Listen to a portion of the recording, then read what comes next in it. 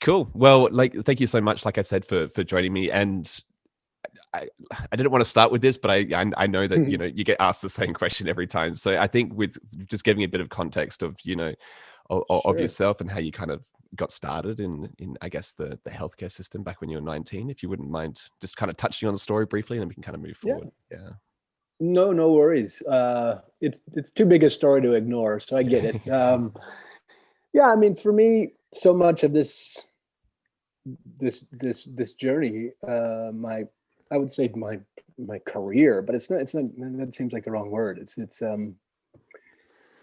And a lot of this work, the personal and the professional kind of blur. But for me, a lot of it began when I was 19, second year in college, and had a kind of a freak accident where I was screwing around on a train with some friends.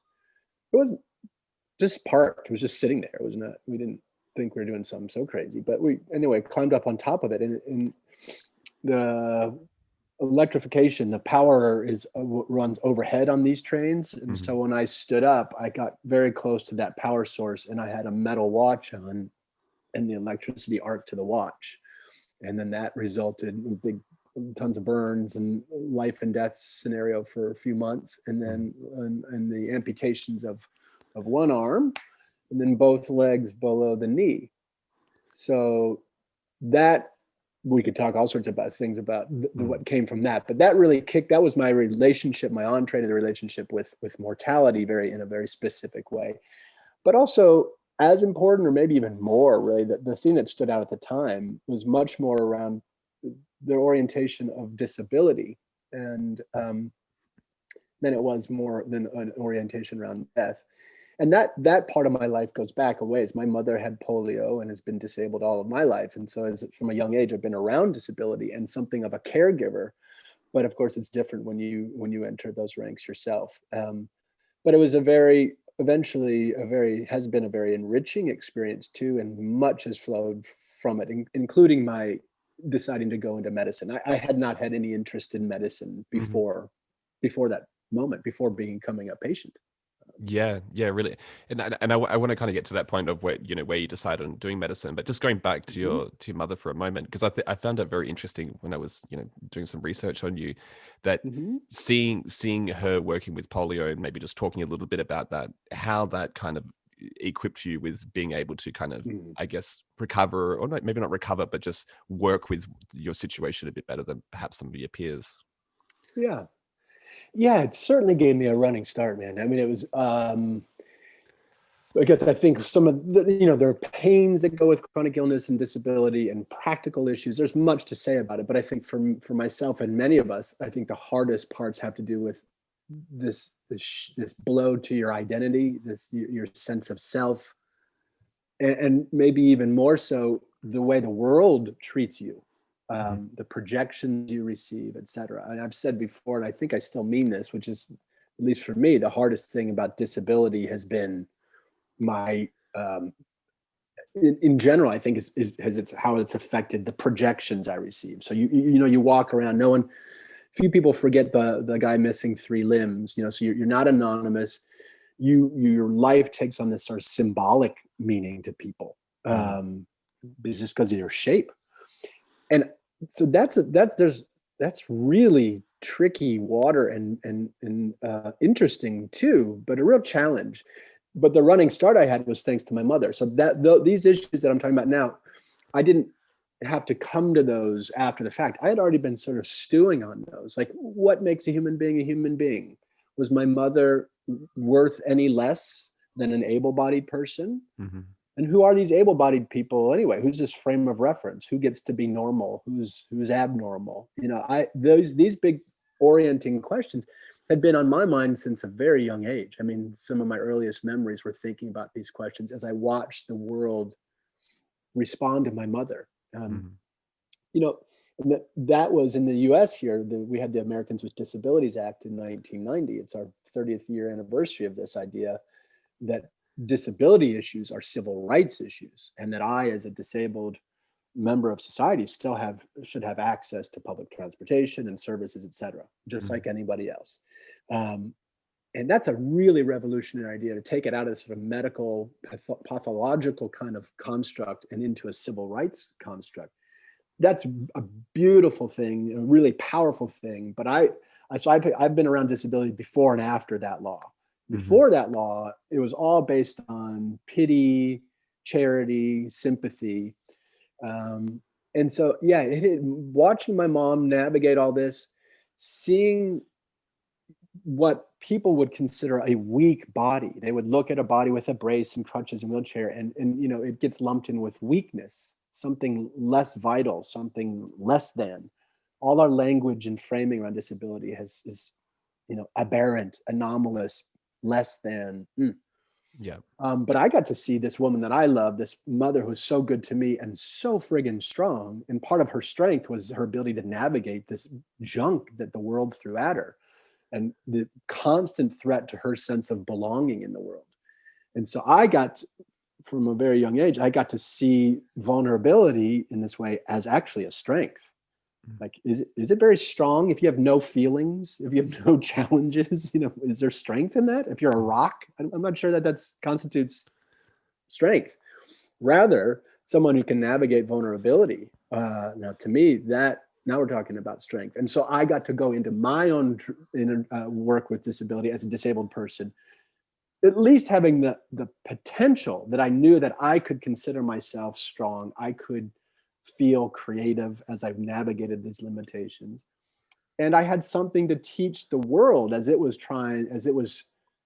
bouncing off of me, oftentimes with a frame of fear. Like, we obviously, disabled people, especially back in the day, I think it's a pretty common experience that the world treats you either as some sort of Christ-like figure, like you have special knowledge. Oftentimes you see in stories and movies, people with these old wise people will often have one eye, or something has befallen them physically that seems to have endowed them with this extra sense, this superiority intellectually or spiritually or something like that. So some people look at you in this sort of fetishistic way, which is problematic. And so plenty of people look at you like you are, freakish, Frankenstein-y, scary, unstable thing to avoid. And so those two extremes are really gnarly. And I would have been way more thrown by that stuff than if I hadn't grown up with my mother. It's very interesting because, human species have been around for a long, long time, but yet you're right that it seems that we are only just kind of getting over that point, or maybe the Western world is just getting over that point of like compassion is not weakness, or pity. The layers are kind of like pity, and then like sympathy and empathy and compassion. Like we're only really beginning to kind of bring them into how we. With that kind of segue, I'm very interested because obviously so much of palliative care is compassion. But going back a little bit, how did you find yourself in the stream of palliative care? Well, so the basic arc, and then, by the way, hopefully we can circle back to, because your point's a really good one, and it's interesting to be in the U.S. right now, maybe other places too, where this idea of compassion as weakness is somehow empathizing is for losers, and there's a lot to say. This is a threatened notion right now. We can circle back there. Yeah, you feel free to start there if you want. It's up to you. Yeah.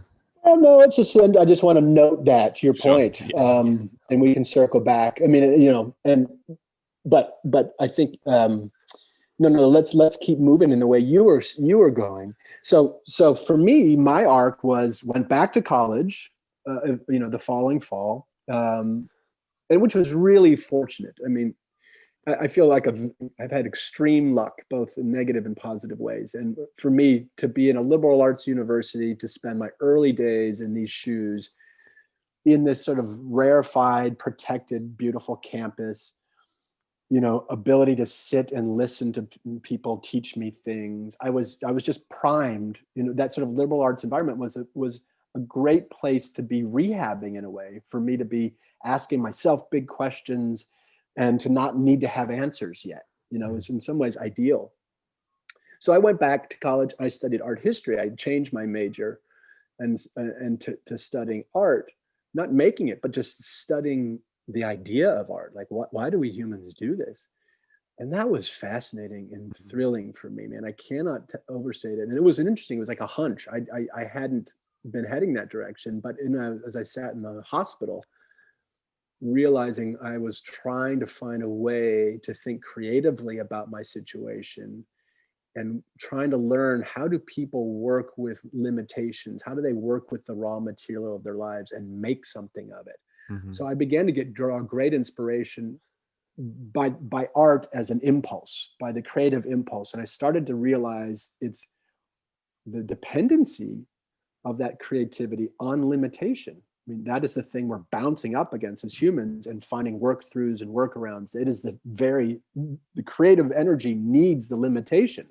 So Mhm. all of a sudden, I started finding my way to a worldview where my new body um, could at least had the potential to offer me advantages, when again all the cues are that it's a disadvantage.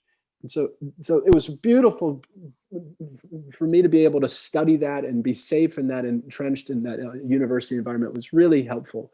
And studying art also afforded me this idea of perspective. Like, how do we humans change the way we look at things, and how art teaches us to pay attention in a certain way. And Mhm. this was very instructive for me too. So anyway, I'm sorry to go on so long. No, no, no.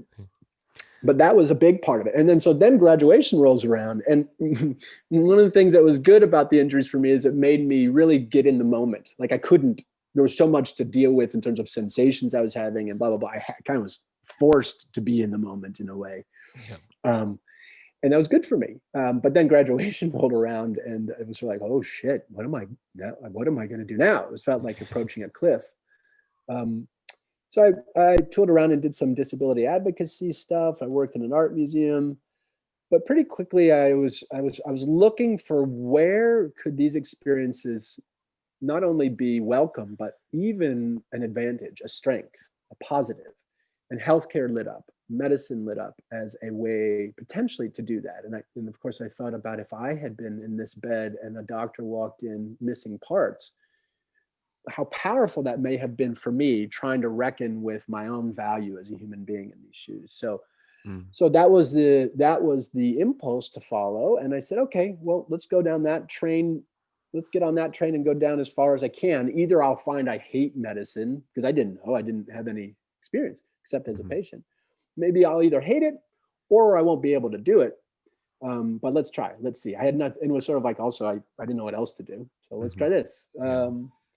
So that got me into medicine as a different way to scratch this itch and exercise these lessons, and to begin to explore how humans can, what is a therapeutic engagement between humans? How do we actually serve one another? Because Lord knows, brother, I was on the receiving end of a ton of giving and a ton of service, both from medical professionals up and down the line, and all my friends and family. It was a beautiful and jarring thing to receive all that support and love. Mhm. Like, powerful, powerful, powerful. So anyway, medicine, this felt like I could do all these things in medicine. So that's where I went. I thought I was going to go into rehab medicine, because I figured, oh, I don't have this love of molecular biology or immunology, something. I love the idea of service, and the medical stuff is a bag of tricks that I can have to do that, to exercise that. So I thought, okay, well, since I have no particular interest otherwise, I guess I'll work with other disabled folks in a rehab setting. Long story, little less long. Yes. I finally, deep in med school, did a rotation in rehab medicine and realized I did not like it. And I had promised myself, I knew by then, having kind of come back from the brink of death myself, like, I wasn't, this time was now, it felt very precious, and I wasn't going to squander it doing something I didn't love. So my deal with myself was, I would quit if I didn't like it. So rehab medicine, didn't really like it, didn't know what else to do. I was going to quit. I was months away from completing medical school, so I was going to get my degree. Yep. But anyway, my dean talked me into doing my internship year. My first postdoc year, because in the States, that's when you can at least get your license as a generalist. And if I ever wanted to revisit medicine, that it would be easier for me to Yep. do so. So went back to my family was at that time in Wisconsin. I went back and lived with them. My sister had just died. That's a whole other story, brother. I mean, that was from suicide, and that did all sorts of things to me, for me, at me. But suffice it to say, I went back to stay with my family, recongeal as a family unit, and do my internship. And then during my internship, I did a rotation in palliative medicine, and like within seconds, fell in love with it, because here was a field that was interested in transcendence. Here was a field that was interested in subjectivity. Here was a field that was interested in how the stories we tell ourselves, and that took for granted that humans are interdependent and that we need each other, and that there's a reciprocity between giving love and getting love and care. And all these beautiful notions were somehow in the stew, you know? And I think maybe most potent of all for me at the time was, and it helped me realize what I was really interested in was, what do humans do when they bump up against something that they can't control? Where so much of the rest of medicine is about objectivity and control. And yeah, that's great if you're, you know, especially if you're fixable. But as you know, medicine really falls on its face when you're no longer fixable. That's when they say things like, "Oh, I'm sorry, there's nothing we can do." Which of course is bullshit. There's plenty we can do for each other when we're not fixable. And ultimately we're all not fixable. So it was those themes that really drew me in and made me feel like my injuries were very welcome here. Obvious there was a pathway for empathy is really one of the big tools of our trade. And that I had a really good inroads to. So off I went. And that's how I got started in the field. Yeah, awesome. And I know that when you speak, you bring up the definition of palliative care quite often, because it's, you know, there's this misinterpretation. Yeah. Yeah, and maybe just speaking a little bit about that, of kind of what those elements are, because it's more than just, you know, providing healthcare, or it's all healthcare, but you know, medicine. Yeah. But yeah, just where that kind of illusion is, because it seems like your arts background and that kind of creative way of thinking is probably what's made you kind of thrive in this area as well. Yeah. Yeah. Well, you know, and I haven't been in Australia in a while. I wonder if it's still the same, but that you guys have a similar issue where a lot of people conflate palliative care with end of life care, if I remember Definitely. correctly. Is Yeah. that true? Yeah. And there's a number of reasons for that. I mean, our field grew out of hospice, and you know, in so many ways, I think the realization in this country was hospice came first in the 70s and 80s. And then I think the realization, at least from the health professions, was, why do we wait till people are at the very end of life to support each other, to ask them about their feelings, to care about their family structures? Why do we wait till the very end of life to provide this beautiful care? It just makes no sense. So, and especially because when the hell do we start dying? I mean, it's a philosophical question, but an important one, you know? So for all these reasons, then palliative care started to grow up around hospice, the hospice idea and the hospice benefit. And we've slowly been marching upstream. So that really palliative care is very simply the interdisciplinary pursuit of quality of life. You know, it's the context is always serious illness. So you wouldn't get palliative care if you sprained your ankle. But any sort of serious illness, it's a threat to that causes suffering. Palliative care is relevant. So, and then there's no mention of death in the diagnosis, in the definition of palliative care. There's no mention of time. So a lot of my patients I've seen for a dozen or more years. And rather than another way of looking at it is, we treat if we're trying to change anything, if we're trying to treat something, if there's a problem we're trying to work on, it was the problem of suffering. And even within suffering, we all know suffering is elemental to being a human being. We're not going to stamp out suffering. Nature has plenty to say about that. But parsing out the unnecessary suffering, the human-made suffering, the shortcomings of how we communicate, or the way we reduce ourselves and cut each other up and out of life, that kind of suffering. That's where if we have an enemy, it would be that. So rather than focusing on disease, we're focusing on the human being, and we're focusing on suffering, all towards the end of making life as good as can be and helping each other feel as well as possible. Mm-hmm. So, and hospice is a subset of that. So that's palliative care. Hospice is that kind of care reserved for the final months of life. Yeah, yeah.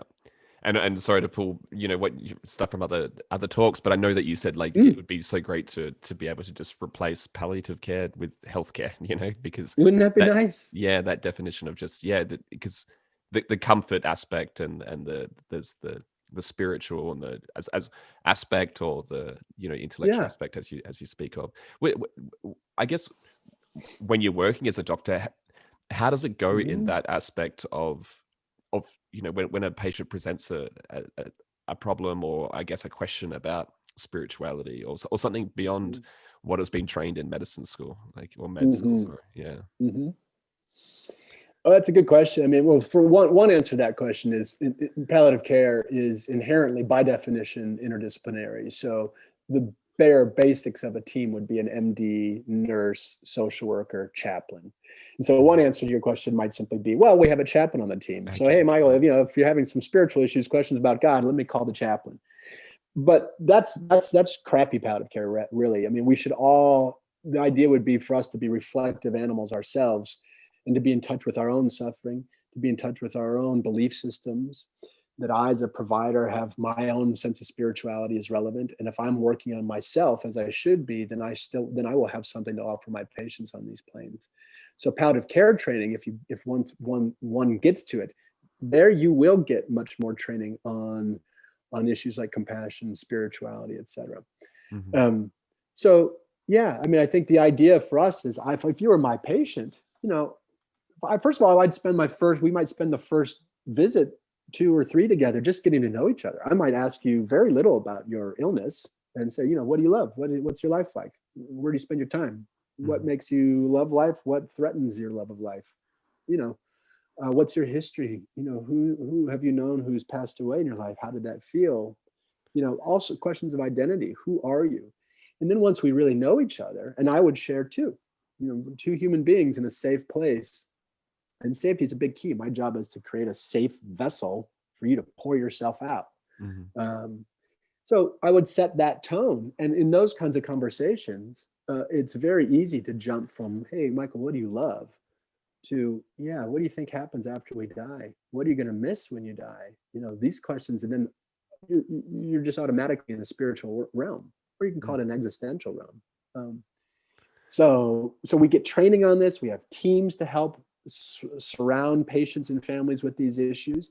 But I think the bigger point is we're encouraged as mortals ourselves to dig into our personal lives and work from there. And I think that is a really huge, big distinction. You're not just mastering some external skill set here. So much of your homework to be a palliative care physician or a clinician of any kind is to tend to your own life. That will be your probably most reliable wellspring for dealing with other people's lives.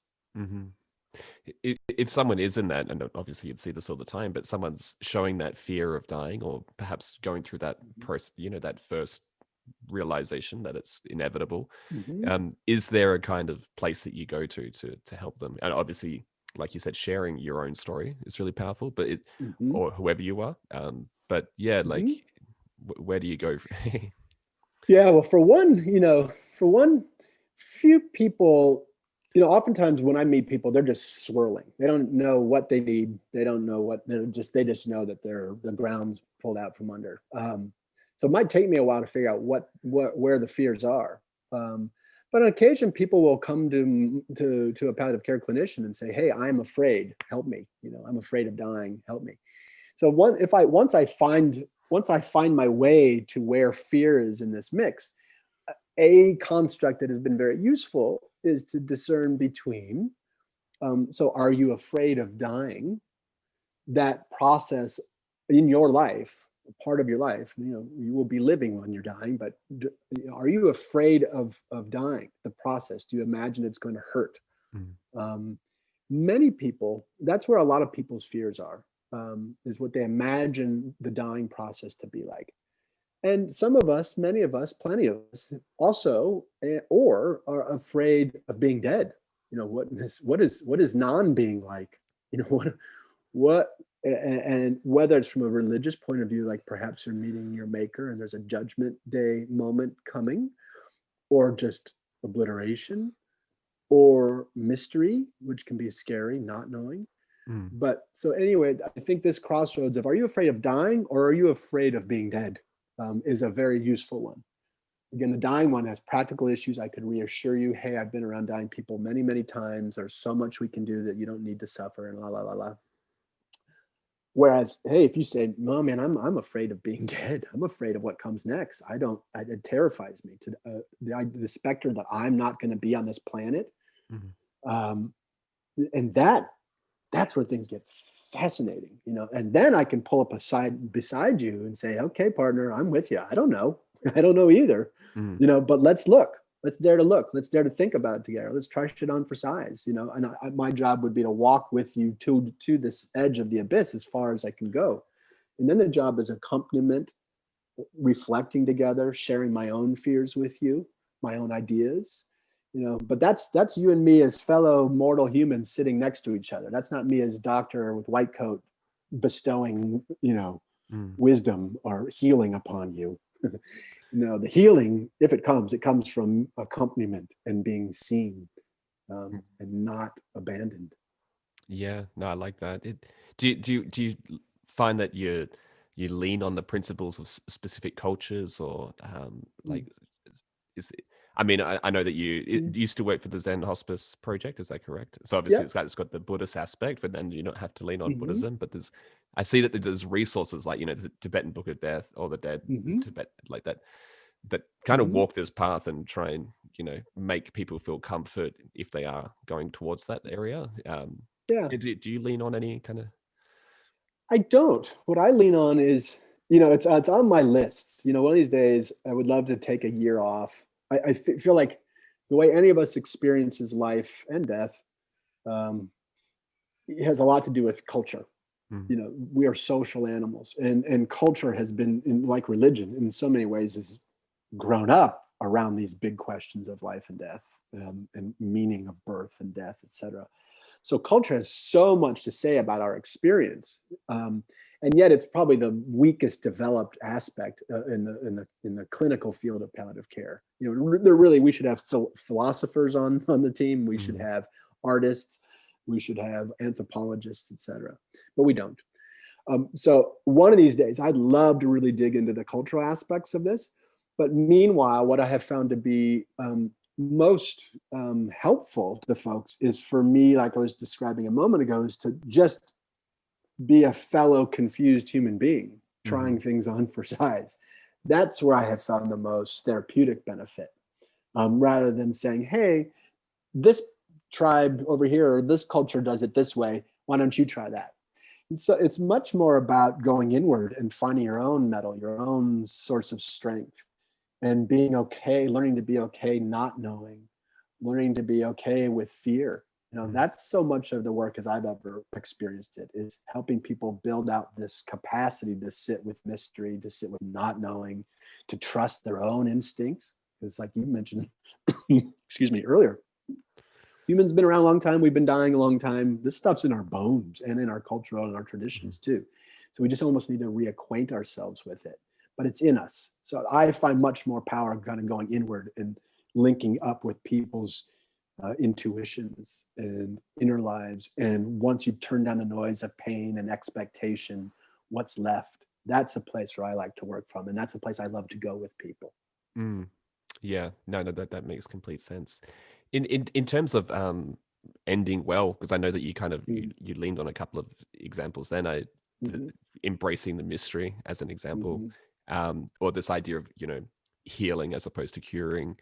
Yeah, Mm-hmm. is that what kinds of other aspects of ending well do you kind of focus on if if someone's at that Mm-hmm. point? Yeah, I mean, I think there's my friend and colleague Ira Byock wrote a book about this, and there are there's long-standing traditions around sort of when it comes down to, for human beings, very often are things like love, forgiveness, transcendence. Um, what am I leaving behind? You know, and the four things that matter most is what Ira talks about. And again, these are pulled from various cultures. These are old traditions, like, helping people to kind of a sense of completion. saying things like, I love you, I'm sorry, I forgive you, thank you, I'm proud of you. This is the list where most people would agree. This is the work of the dying person to circle the square, to bring life to some sense of closure. And I ascribe to those. Those work. Reconciliation, unfinished business, moving, having some thoughts beyond just fear, daring to be loved is a huge one, fascinating one to me, because I think we all sort of assume, oh yeah, everyone wants to be loved, but honestly, brother, most of us have a hard time being loved. I'm better at loving you than receiving it. So then that's a lot to say about that. But that's the realm of if and I think it's also important for everyone to understand, at least from what I've seen in this world, that closure, there's no closure. That's a made up human thing. Nature doesn't, there's no closure. Everything just keeps on spinning around. End of life. Well, sure. End of your life, end of my life. Life will keep going. There's this, we humans are the ones who love these pretty bows and these nice beginning, middle, end. So just first step is to see that as an invention, which I think is very therapeutic. In other words, it's not an expectation. You're not screwing up if you don't feel a sense of closure. If you've lost someone and you never felt a sense of closure, that's just not because you did something wrong. That's just natural. And a sense of completion and closure can feel really good. It's just you have to treat it as a creation, as an invention. And so you set about creating it. And this is the how you generally create it, with the forgiveness, with the love, with the reconciliation, at least the effort to do so. Yeah. Does that make sense? It does. Yeah, it does. And I love an aspect that you raised in a different talk as well, when you were talking about that, like, it's end of life is also an opportunity to create, like, because we so often see it as like kind of like the folding in of creativity and the closing of creativity. But you use the example of David Bowie, releasing his final album, which was, I guess, ominous to a certain degree, and then passing away that same year. I know that Johnny Cash, right, doing the Hurt cover was very kind of like foreboding of what was to come. It's easy for musicians and artists perhaps in that sense, but is there a way that anyone can kind of get around that creativity towards? Yeah, I think so. I mean, I think I have found for myself and others, it'd be very helpful to help people get in touch with the idea that they are creative.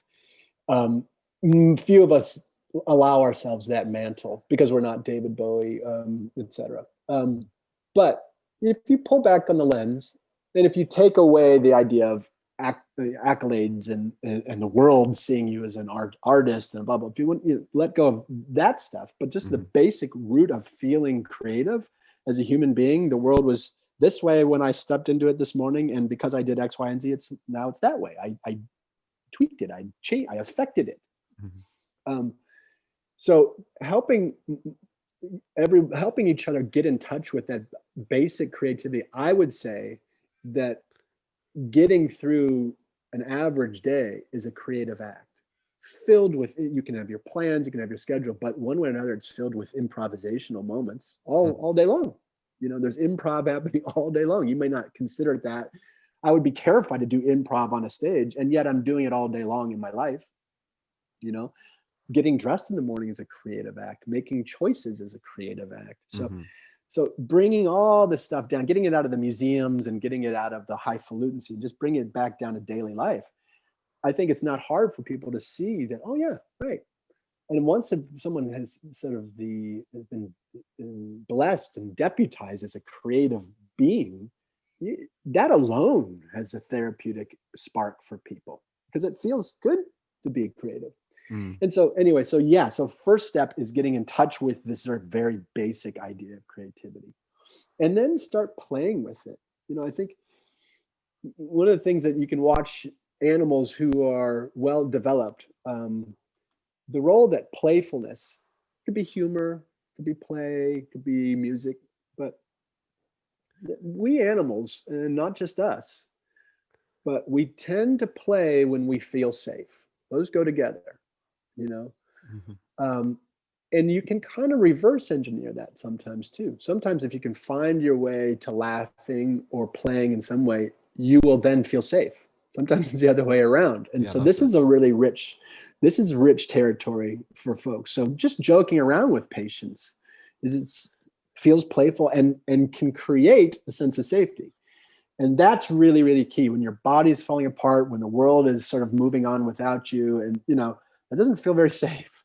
Mm, So using play in this way um, is, and reminding each other that we're still, I find I get a lot of mileage out of reminding each other that we're creative, that we're sexual, even when we're dying, that we are sensual. mhm, Maybe not so interested in intercourse, but that we are touch, that we are tactile, sensuous beings. We are mm, aesthetic beings. I get a ton of work out of the aesthetic domain. Just tasting a piece of food, feeling the ground, feeling sun, wind. That's what's so amazing about having a body. And that's so incredibly accessible. So that's the zone that I like to play in and I find very, very rich. And final thought there, and I referenced it early in my own rehab, is coming to terms with realizing as a human being, as this very weak species, were it not for our minds, we would be an incredibly weak species. We would have died out long ago. We need clothing. We can't be outside for very long. We have to go find our food. And, you know, my dog would fare much better out in the wild than I would. yeah. But as human beings, we have this thing called a mind. And so again, seeing it as essential creative animals, and that creativity is exactly related to all the limitations we face. And if mortality is a mother of all limitations, the clock is ticking down, and with that tick tock comes a rhythm, comes an urgency, comes a compulsion to try. And I love this thing Mhm, feeling for my own sake. Like I, I have gotten much less fearless or less ruled by fear the closer I've gotten to death. And because I realized, gosh, if no matter what I do, dying is coming. If it's not a failure, it does not reflect on my character if I die. It's just coming no matter what I do, right or wrong. mm, So that is a liberating. There's a permissiveness around that. Hey, you're going down. Time is short. You know, it could take on a cynicism like, what does it matter? Screw it. What does it matter? I'll try this. I'll try that. It doesn't have to be cynical though. It's like, hey, if I fall down, I'll die. If I rise up, I'll die. Either way, I'm dying. The end is sort of guaranteed. I might as well try. yeah. In a way, I have nothing to lose. So it is this beautiful way of compelling me to try. And at the same time, I realize that my limitations as a single human being with this one body, that it also gives me the compulsion, the ability to forgive myself, because of course there's all sorts of shit I'm not going to get to. So that's not my fault. So it gives me both the excuse to try and the excuse to forgive, and that's a really beautiful push and pull. And I work with that at the end of life with people all the time. Mhm.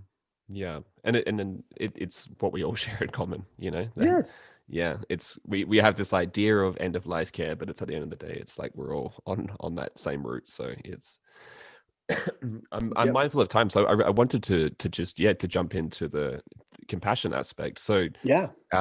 yeah, feel free just to kind of riff on it, but I'm guessing it's you're just talking about just generally how our perceptions of compassion are changing, or how it's Mm. becoming a more part of medicine, or I don't want to put words. Yeah. Yeah, go for it. Well, yeah, no, I have felt it, just watching the arc of palliative care as a field. When I did my fellowship in 2006, and in the US, that's the year that hospice and palliative medicine became an official subspecialty in medicine. Before then, it was a philosophy of care. It was an approach, very marginalized, often considered not part of medicine. Mhm. Um, you didn't have to do any special training to say you did palliative care. You just had to have a certain inclination. But so I was getting trained right around the time it was becoming official and all that stuff. And so I've gotten to watch the rise of this field and its march from the margins of healthcare to center stage. Um, and that's been very interesting to watch. It's been very lumpy. It's not done, But with that, palliative care is sort of symbolically a sort of a portal to upload all this other stuff into medicine, Mhm. like we've talked, like the arts, social sciences, all the spirituality. It offers this cover for you to bring in all these other things. If my Mhm. job is to help provide or create meaning, well, that's a lot besides opiates and benzodiazepines and antibiotics. There's all sorts of other stuff that now I have this mantle to bring this stuff in. Similarly, when you are explicitly making the point that no, medicine needs to be bigger than just fixing people, because not everyone is fixable, and all of us are not fixable at some point, unless medicine reduced itself to only being relevant for a moment in time where we have an issue that can be cured or can be fixed, we would be, that's just not doable. That's just not actionable, Mhm. because you don't know. You have to go down this path with people to figure out if they're going to be fixable or even if they want it. But once you kind of turn that corner, that we're okay, medicine's going to stick around with people even beyond the cure, and we have to. Medicine now and healthcare in the U.S. is the church. It's the family. People move around the country. You don't have generations of people around. Similarly, insurance is very problematic. Um, Religion, we become much more secular. So all the institutions, family, religion that used to help handle these questions of meaning making in the world, now those have kind of decayed, and people bring that to medicine now. So Mm. just trying to be responsive to the world that's coming through your ER door, you have to get to these issues. Otherwise, you will be incompetent and miserable in this work if you don't turn your attention to meaning making. How do I sit with people that I can't cure? How do I find it in my heart to care about this person, Mm. even when they smell and they're falling apart? So, of course, the answer is compassion. And so, in a way, I've gotten to watch healthcare deduce its way to the need for compassion, you know, and that's been fascinating to watch. And so you can see it, earlier on in my career, I would have had to give a talk and make a case that compassion was an important tool for any clinician. Yeah. Now I don't have to do that, because palliative care has done that. The field has arrived, and within it, that it makes that point. So so now I feel much more welcome in healthcare. I'm not the stepchild. I'm not the counterculture. And there's some loss in that too, by the way. A lot of us loved being the counterculture. Mhm. But anyway, now we can kind of take for granted that, okay, people, yes, end of life issues are important. Yes, it's important to be with people we can't fix. Yes, it's important to care about people. We've established these fundamentals. Um, so that's one big answer to your question. Mhm. The threat to compassion, even with all that good news, would be that there's just so little time. If I've got to see 30 patients in a day for my own self protection, if I'm empathizing all day long with these folks who are in really difficult situations, and empathy, literally, compassion, literally suffering with, I'm going to be suffering all day long with my patients. The more compassionate I am, the more I'm going to feel. And this is where this becomes an occupational hazard. Mm. Um, there is a thing called compassion fatigue, and I have touched it many times, where I just can't handle one more horrible story. I don't have any more. I just don't have the capacity. I can't. I'm still feeling my way through the patient 4 patients ago. Yeah. So, and you're asking me as a clinician dealing with all this stuff to feel even more for people. And the answer is yes, I am, in part because it's for your own self-care. The alternative is numbing yourself out, shutting yourself down, coldening, hardening, so that you don't have the burden of feeling all this pain around you. Mm. We've watched that play out. We know in healthcare that that's a dead end. That is burnout. That is people either retiring sooner than they have to, committing suicide, substance abuse, or just turning into this scarred down curmudgeon who no one wants to be around, who no longer has a therapeutic impact. Those are your options. So I Mhm. think of those options, the best way to go would be, let's develop our capacity to suffer with each other, to be with each other, and also to attach with my patients, but to detach from my patients too at the end of the day. Mhm. So it's complicated, but essential. Yeah, no, it sounds extremely hard because you do get to a certain point where, I certainly haven't worked on, an end of life ward, but where you just get numb and just dissociate and there's not a lot you can do, Yeah. if you've taken too much on. Yeah. Uh, Where's there's your work, by the way? What is your practice? I can't remember that. I'm not sure I know where you practice. No, I'm not in the healthcare industry. Well, we provide, like, Hot Dog provides, like, it's an online booking platform. So we do all the patient engagement software. So it's a software Gotcha. provider. Yeah, but I just chat to doctors like yourself. But Gotcha. the last piece that I wanted to about and then let you go, but it really kind of falls off this compassion part, which is that I heard you speak a couple of times that your number one enemy, if you had one, would be shame. Mm-hmm. And it feels like, yeah, like that shame must be a deep theme at end of life, because it's a deep theme throughout just life in general. So Yeah. yeah, how do you, there's so many ways of trying to help someone relieve shame, and often it comes to them Mm-hmm. making their own amends with themselves. But how do you go about, or maybe just speak a little bit about why it's your number one enemy and how you kind of go about working with Yeah. it? Yeah. It is. It's just so heartbreaking, and I've seen it.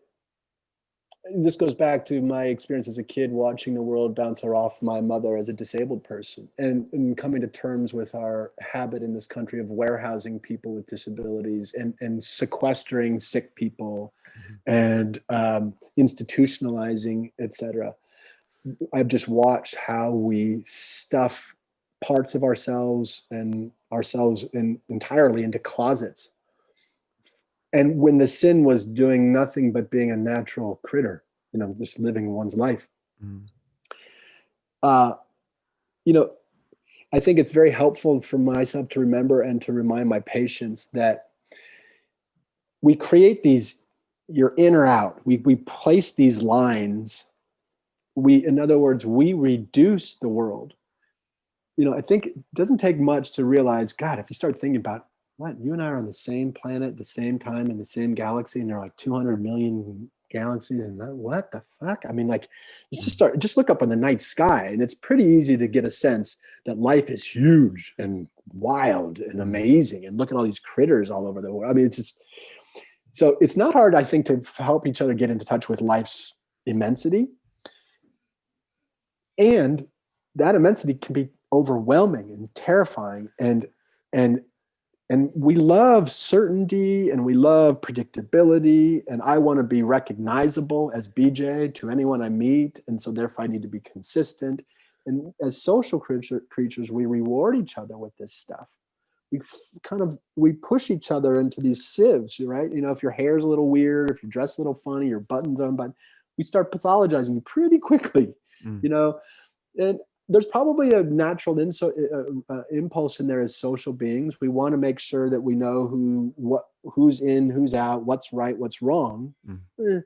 But boy, do we overexpress that. And so we end up, the point I wanted to make that I didn't finish was, it's a very instructive to realize that life is huge, that we humans are the ones who are reducing it. We're the ones who we're creating the boxes for ourselves because it's more tolerable, it's more knowable. So therefore I try to kind of just unwind that. So if unknowability is the thing that's terrifying, well, let's get comfortable with things that we don't know. Let's find a way to be interested and curious about mystery rather than terrified by it. And if you're going to be terrified, okay, let's call that normal because it's normal. And then let's learn how to be terrified and not be ruled by it. So I'm just literally sort of unwinding these reductive impulses that are all over the place in society, and especially in medicine. Medicine is a very reductive world. Mm-hmm. And just realizing that we humans are doing that.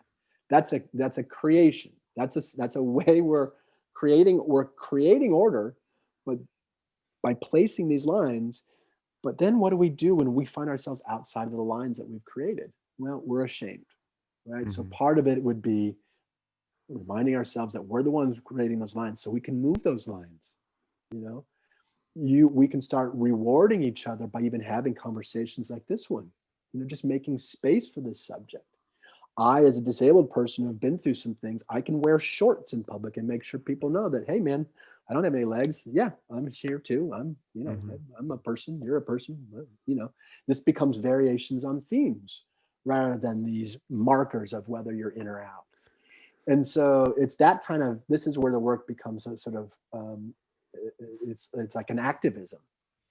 And I think a lot of the activism is at the social level, at the structural societal level, where we accidentally or otherwise create these boundaries we're supposed to stay in, even when life will naturally yank us out of those boundaries. So naming all that, sorry, I'm going on again, naming all that, I think is step 1, 2, and 3 of the de-shaming process, because you're like, right, hey man, no, the gods aren't angry at me for being disabled. You're the one freaking out, you human being, and you're freaking out because you're afraid, not because I'm horrible. You're afraid of your own confrontation with mortality. So quit projecting your shit on me. It takes a while to get there.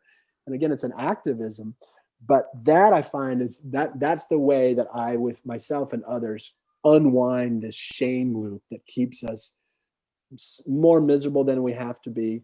And maybe in the context of our conversation, which I love putting it this way, which is these are part of the ways that we die before we have to die. The little deaths that we cut ourselves, we sequester parts of ourselves because we would be embarrassed of those things, so we don't deal with them. That's a little bit of a death.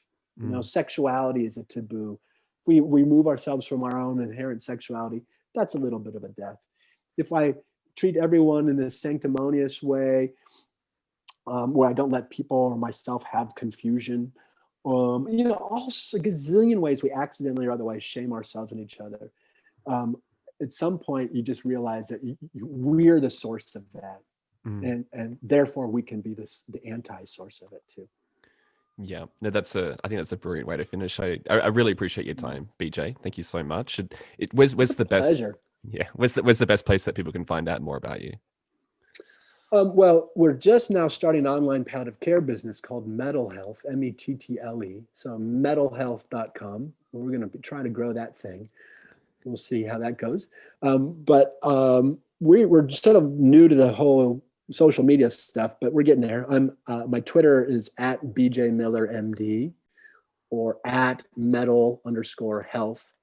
And at some point we'll be on Instagram and all the rest of it, but those are places to start. Yeah, that's awesome. Awesome. Well, thank you so much, BJ. Really appreciate it.